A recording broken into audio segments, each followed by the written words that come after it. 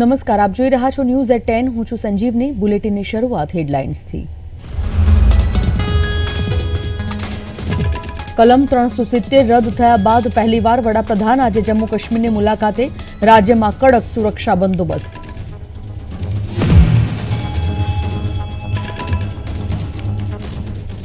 રાહુલ ગાંધીની ભારત જોડો ન્યાય યાત્રા આજે ઝાલોદથી ગુજરાતમાં કરશે પ્રવેશ.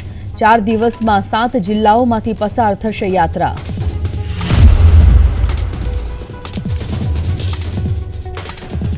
પડતર માંગણીઓને લઈને રાજ્ય સરકારના કર્મચારીઓનું પેન ડાઉન આંદોલન.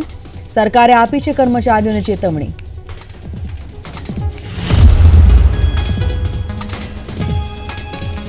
મહાશિવરાત્રીના મેળાનો આજે ત્રીજો દિવસ. 2 દિવસમાં 2 લાખ જેટલા શ્રદ્ધાળુઓ ઉમટ્યા.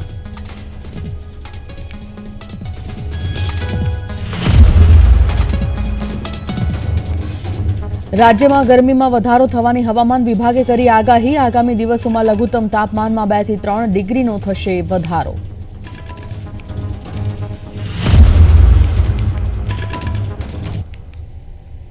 આજે વડાપ્રધાન નરેન્દ્ર મોદી જમ્મુ કાશ્મીરના શ્રીનગરમાં એક સાર્વજનિક રેલીને સંબોધિત કરવાના છે.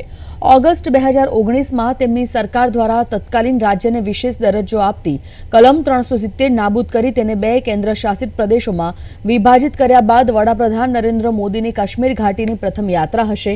પીએમ મોદીની સાર્વજનિક કરેલી વિકસિત ભારત વિકસિત જમ્મુ કાશ્મીર બપોરે શ્રીનગરના બક્ષી સ્ટેડિયમમાં થવાની છે. પીએમ મોદીના આગમન પહેલા શ્રીનગરને લગભગ 10,000 ત્રિરંગા અને ભાજપના ઝંડાઓથી શણગારી દેવામાં આવ્યું છે. સુરક્ષાને ધ્યાનમાં રાખીને જેલમ નદી અને દાલ સરોવર પર મરીન કમાન્ડોને તૈનાત કરવામાં આવ્યા છે.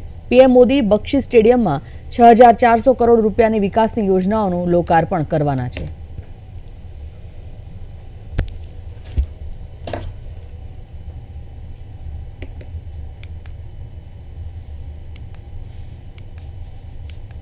આજે વડાપ્રધાન નરેન્દ્ર મોદી જમ્મુ અને કાશ્મીરની મુલાકાતે છે. વડાપ્રધાનની મુલાકાતને પગલે શ્રીનગરના લોકો વધુ રોજગારીની તકો, વધુ વિકાસ પ્રોજેક્ટ્સ અને ડ્રગ મુક્ત રાજ્ય બનાવવાની માંગ કરી રહ્યા છે. ત્યારે શ્રીનગરના લોકોનું માનવું છે કે વડાપ્રધાન તેમની આશાઓને પૂર્ણ કરશે.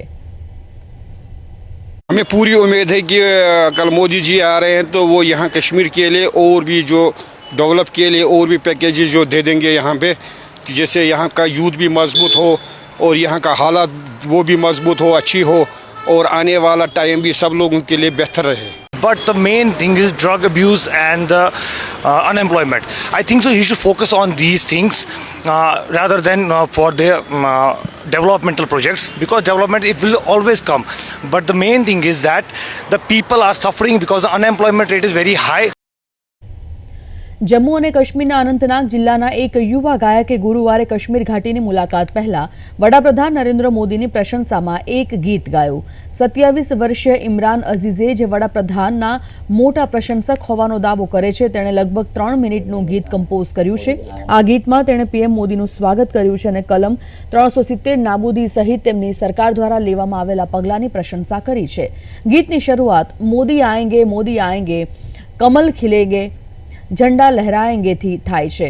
કલમ 370 નાબૂદ કર્યા પછી કાશ્મીર ખીણની તેમની પ્રથમ મુલાકાત પર વડાપ્રધાન મોદી રૂપિયા 6,400 કરોડથી વધુના ઘણા વિકાસ પ્રોજેક્ટ્સનું લોકાર્પણ કરશે. તેઓ શ્રીનગરના બક્ષી સ્ટેડિયમમાં એક જાહેર સભાને સંબોધિત કરવાના છે અને વિકસિત ભારત વિકસિત જમ્મુ અને કાશ્મીર કાર્યક્રમમાં પણ ભાગ લેશે. લોકોને પીએમ મોદીની રેલીમાં હાજરી આપવા માટે ગીતમાં ગાયક અપીલ કરી રહ્યા છે. मोदी आएंगे लगता था कशियों के पाना है. कल हम सबको मोदी की रैली में जाना है. मोदी आएंगे फूलों के खाएंगे. कमल खिलाया है, झंडा लहराया है. कमल खिलाया है, झंडा लहराया है. कल हम રાહુલ ગાંધીની ભારત જોડો ન્યાય યાત્રા આજે ઝાલોદથી ગુજરાતમાં પ્રવેશ કરશે અને આવતીકાલથી દાહોદ બસ સ્ટેશનથી પદયાત્રા શરૂ થશે. ભારત જોડો ન્યાય યાત્રા ગુજરાતમાં 4 દિવસમાં 7 જિલ્લાઓમાંથી પસાર થઈને 445 કિલોમીટરની યાત્રા કરશે. ભારત જોડો ન્યાય યાત્રામાં આદિવાસી મતદારો ઉપર ફોકસ રહેશે અને આ યાત્રા દરમિયાન રાહુલ ગાંધી મંદિર, મસ્જિદ સહિતના ધાર્મિક સ્થળોની મુલાકાત લેશે.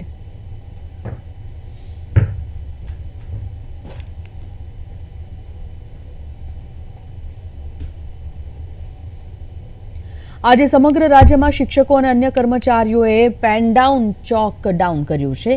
જૂની પેન્શન યોજના પુનઃ આપવા સહિતની માંગ સાથે આંદોલન શરૂ કરવામાં આવ્યું છે. રાજ્ય કર્મચારી સંગઠનોએ આપેલા આંદોલનમાં આજે પેન ડાઉન અને ચોક ડાઉન કરવાના છે. ગુજરાતમાં લોકસભા પૂર્વે આંદોલનના એંધાણ વર્તાઈ રહ્યા છે.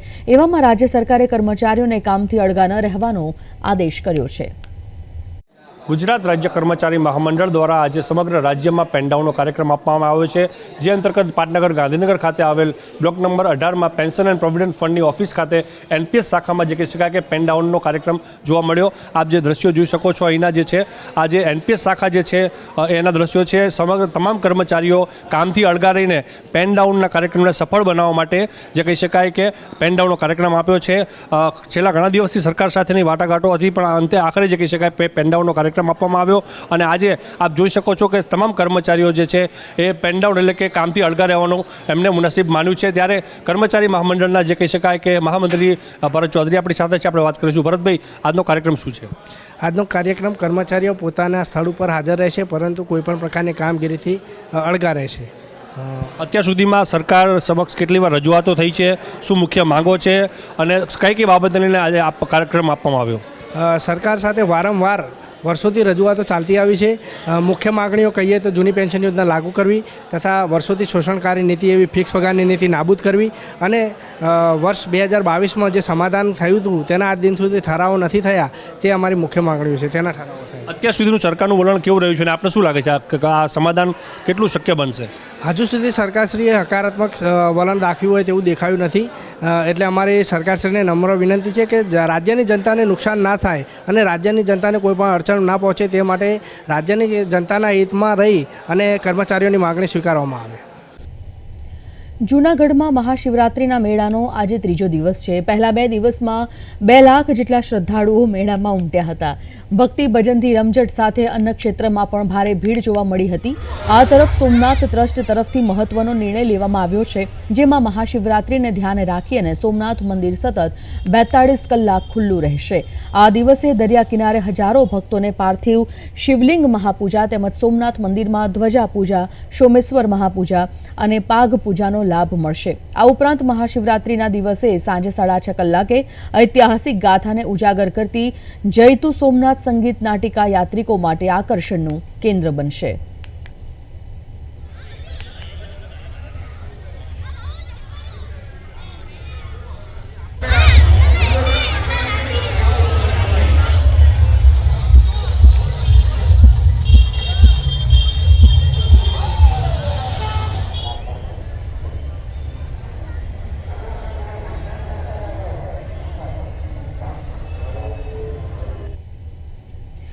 ઉજ્જૈનના મહાકાલેશ્વર મંદિરમાં મહાશિવરાત્રિ પર્વની ઉજવણી કરવામાં આવી રહી છે. મધ્યપ્રદેશના ઉજ્જૈનના મહાકાલેશ્વર મંદિરમાં મહાશિવરાત્રિનો તહેવાર 9 દિવસ સુધી ઉજવવામાં આવે છે. પરંપરા અનુસાર 9 દિવસ સુધી શિવલિંગને અલગ અલગ સ્વરૂપમાં શણગારવામાં આવે છે. દર વર્ષની જેમ આ વખતે પણ મહાકાલેશ્વર મંદિર વ્યવસ્થાપન સમિતિ દ્વારા મહાશિવરાત્રિ પર્વ દરમિયાન અનેક કાર્યક્રમોનું આયોજન કરવામાં આવી રહ્યું છે. આ પ્રસંગે લાખો ભક્તો મહાકાલના દર્શન કરવા આવે છે.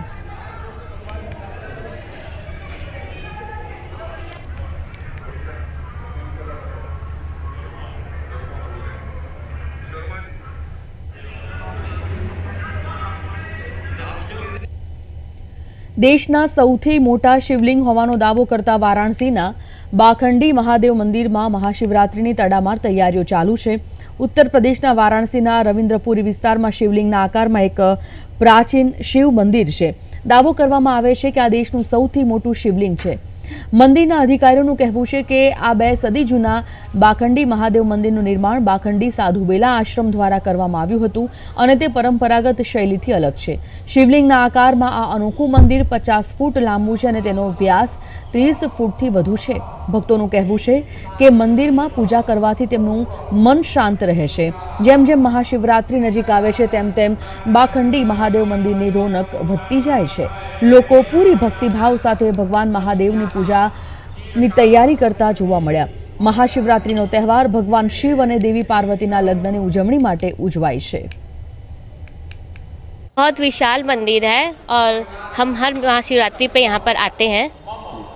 यहाँ पे शिव जी का मंदिर है जहाँ पे आने के बाद बहुत शांति और सुकून मिलता है। मंदिर देखने में कैसा लगता है? शिवलिंग बहुत के रूप सुंदर है, में? बहुत किस सुंदर तरह है। का सुंदर देखने में? शिवलिंग के प्रकार का है, इसलिए बहुत सुंदर लगता है। ये बनारस का बहुत ही प्राचीन मंदिर है। ये काफ़ी साल पुराना मंदिर है। ये शिवालय में आप अगर पूजा करते हैं तो आपको बहुत ही ज़्यादा मतलब शिव जी की कृपा होती है। शिवरात्रि की हम लोग जो तैयारी है, हम लोग शिव जी के जो भी चीज़ें पसंद है जैसे दूध, दही, घी, चीनी, शहद, इन सब से तैयारी कर रहे हैं। और अगर आपके जीवन में बहुत ही ज़्यादा दुश्मन है तो आप कड़वा तेल भी शिव जी को अर्पित कर सकते हैं। शिव जी को भांग, विभूत बहुत ही ज़्यादा पसंद है, आप वो भी अर्पित कर सकते हैं। संस्था जो है बाबा बनखंडी की है। इसमें 200 साल पहले ये स्थापित की गई थी।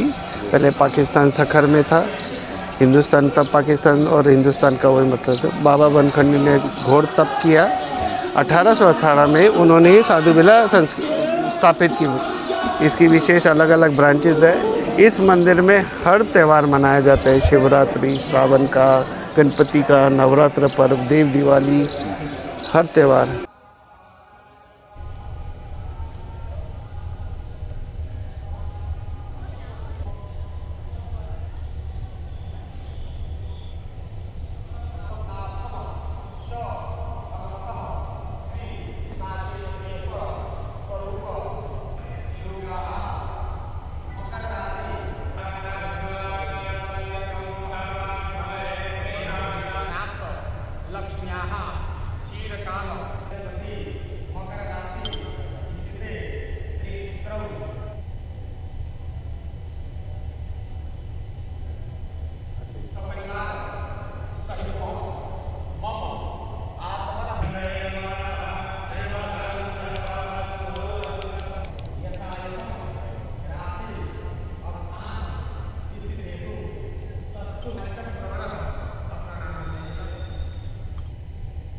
રાહુલ ગાંધીની ભારત જોડો ન્યાય યાત્રા આજે ઝાલોદથી ગુજરાતમાં પ્રવેશ કરશે અને આવતીકાલથી દાહોદ બસ સ્ટેશનથી પદયાત્રા શરૂ થશે। ભારત જોડો ન્યાય યાત્રા ગુજરાતમાં 4 દિવસમાં 7 જિલ્લાઓમાંથી પસાર થઈને 445 કિલોમીટરની યાત્રા કરશે।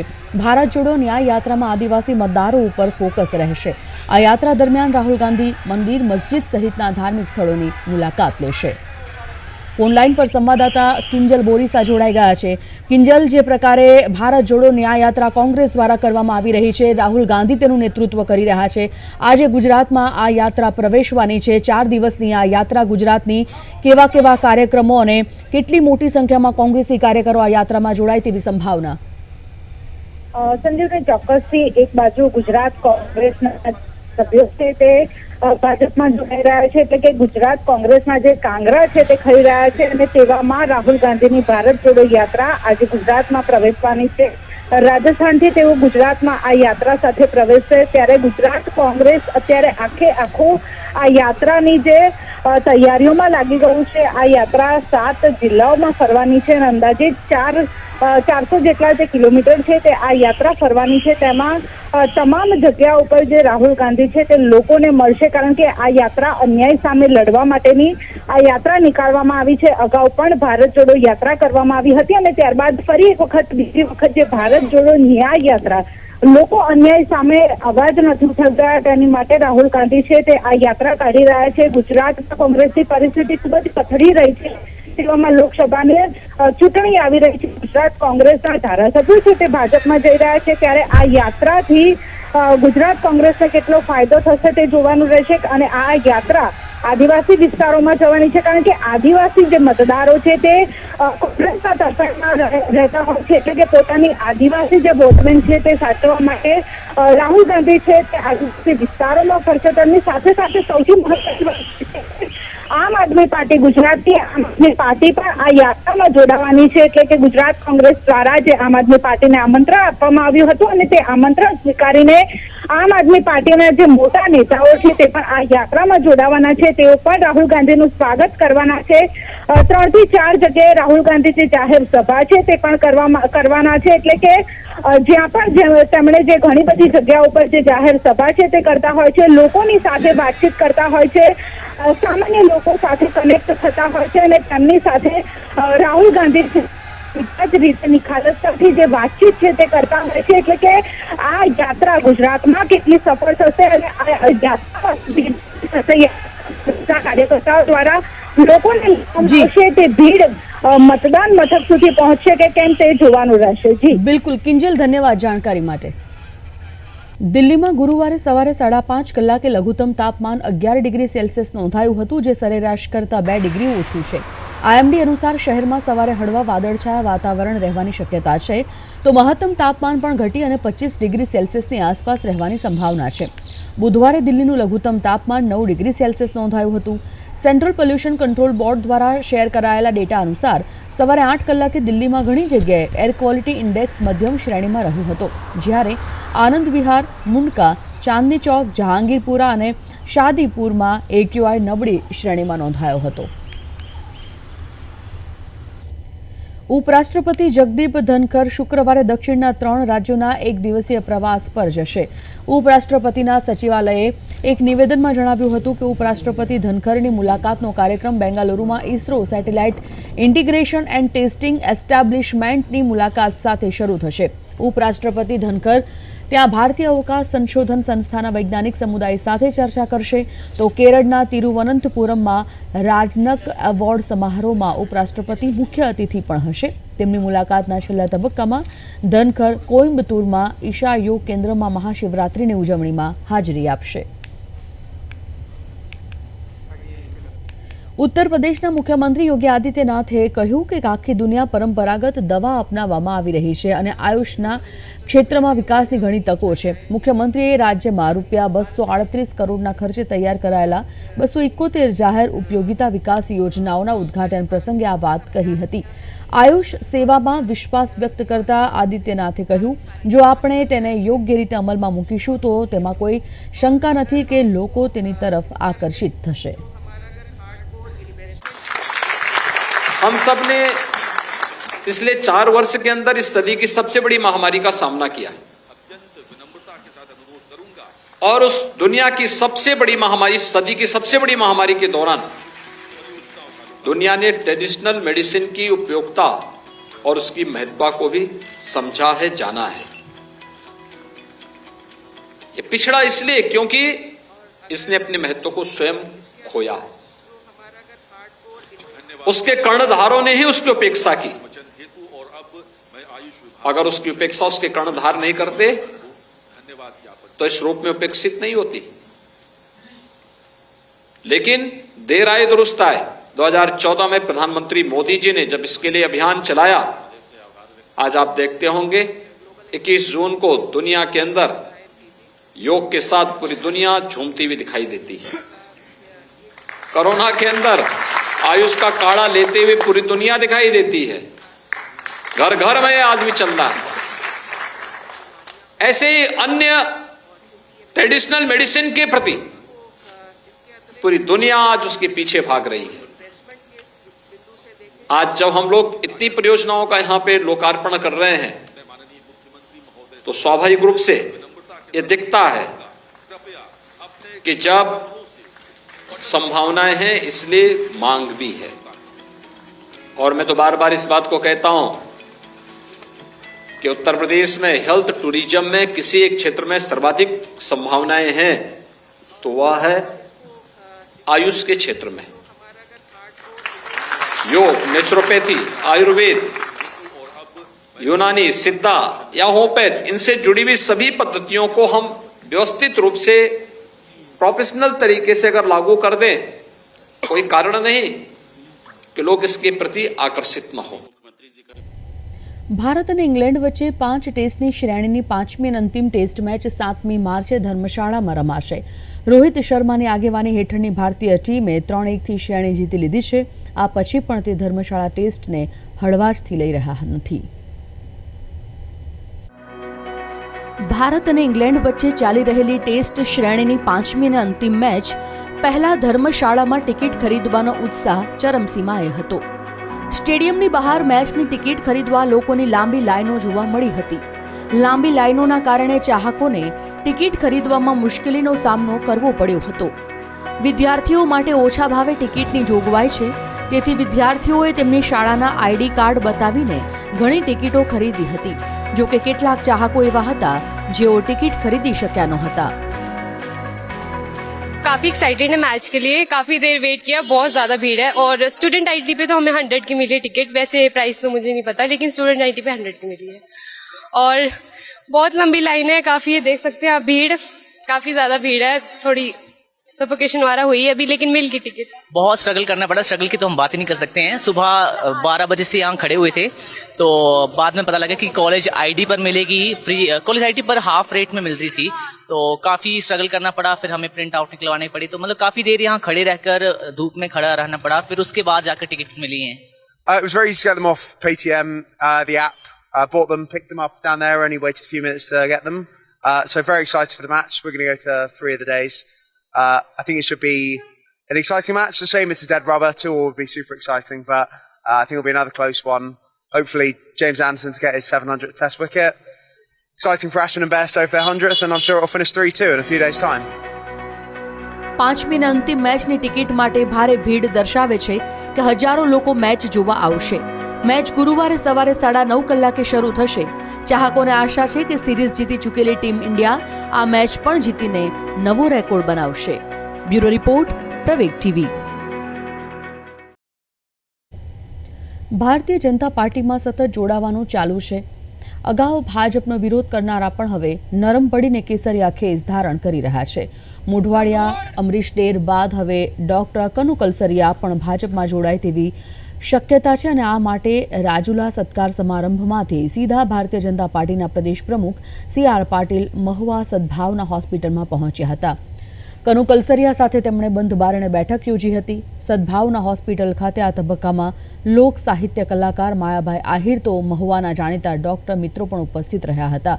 ડોક્ટર કનુ કલસરિયાએ કહ્યું હતું કે તેમણે 8 થી 10 દિવસનો સમય માંગ્યો છે. ખેડૂતો અને માછીમારોની સમસ્યાઓની ચર્ચા કરવામાં આવી હતી.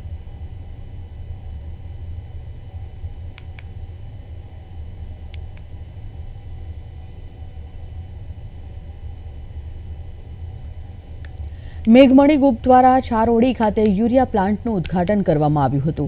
આ પ્રસંગે ઇફકોના ચેરમેન દિલીપ સંઘાણી અને મેનેજિંગ ડાયરેક્ટર યોગેન્દ્ર કુમાર ઉપસ્થિત રહ્યા હતા. મેઘમણી સંસ્થાના ચેરમેન નટુભાઈ પટેલ પણ ઉપસ્થિત હતા. ત્યારે આ સાથે તમામ ગામના ખેડૂતોના સન્માન સમારોહનું આયોજન પણ કરવામાં આવ્યું હતું. સમાચારના અંતમાં જોઈએ આ વિશેષ અહેવાલ.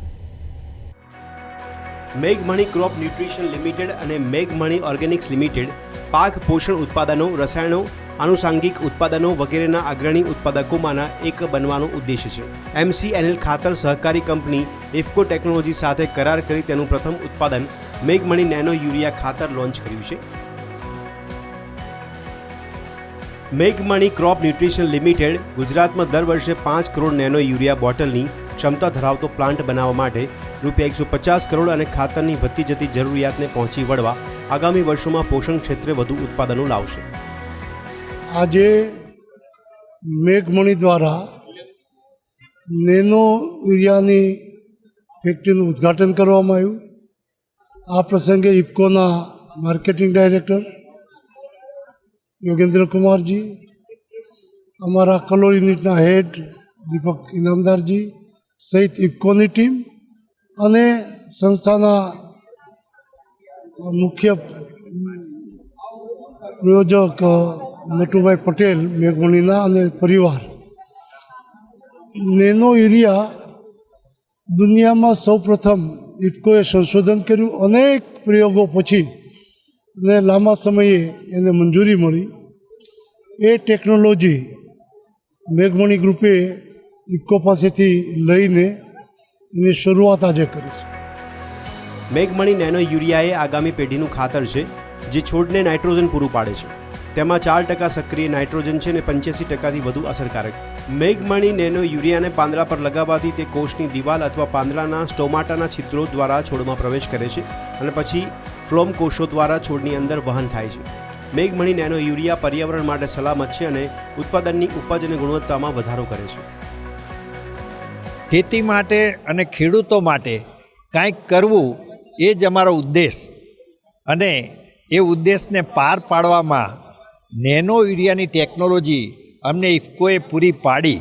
એનો પહેલો પ્લાન્ટ આજે નેનો યુરિયાનો આજે ઓપનિંગ થયું અને ત્યાં આવતા સમયમાં નેનો DAP અને નેનોના ઘણા બધા બીજા પ્રોડક્ટ એગ્રીકલ્ચર માટે બનશે કે જેના થકી આપણી જમીનની ફળદ્રુપતા જે અત્યારે દિવસે ને દિવસે બગડે છે એ બગડતી બંધ થશે, એમાં ઇમ્પ્રુવમેન્ટ આવશે અને ક્રોપમાં જે ટેકનોલોજી સ્પ્રેઇંગની છે એના થકી ક્રોપ વધશે અને એક બોરી 50 કિલોની એક બોરીનો બદલે એક 500 mlની બોટલ 1 વીઘા માટે જ્યારે વપરાશે અને એમાં એનું ઉત્પાદન વધશે ત્યારે ખેડૂતો છેલ્લા 2 વર્ષથી આનો ઉપયોગ કરી રહ્યા છે અને એનો વધતો જાય છે, દિવસે દિવસે એનો ઉપયોગ વધતો જાય છે અને એ વધારામાં મેઘમણી એક સહયોગી એક નાના પાત્ર તરીકેની ભાવના બચાવશે. એના માટે અમને ખૂબ આનંદ અને ગૌરવની લાગણી છે. મેઘમણી નેનો યુરિયા કેટલાક અન્ય જંતુનાશકો સાથે પણ સુસંગત છે અને તેનો એકસાથે છંટકાવ કરી શકાય છે. મેઘમણી પરિવાર માટે આ સોનાનો દિવસ છે. તમામ ખેડૂતો માટે ઉત્તમ કામ કરવાનો હેતુ મેઘમણી પરિવારનો છે. કેમેરામેન આકાશ પરમાર સાથે મૌલિક પટેલ, પ્રવેગ ટીવી, અમદાવાદ.